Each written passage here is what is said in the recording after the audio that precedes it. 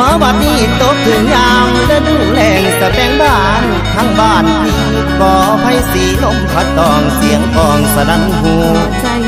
แสนคิดทอดยอดสู่ยามอยู่ห่างน้องไกลกันคุณแล้วสะแบงบ้านลมพัดฟินหมุนดอกลมพื้นสุดที่ฟื้นทนได้ผูกไว้ในหัวใจนางเอ้ยนางให้กุลาอายนี่หุ่นพรบอกพรบอกถ้านิ่งน้ำนองเจ้าเรื่องเก่าน้องเขาหลังคุณแล้วมันยังฟังในใจเสียจ้องจำเดินจิตอายคำที่สายเคยเบาเคยน้ำสาวเอิดตัวสิ่ง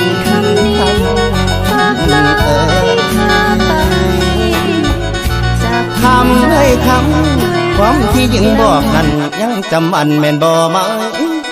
น้องว่าน้อง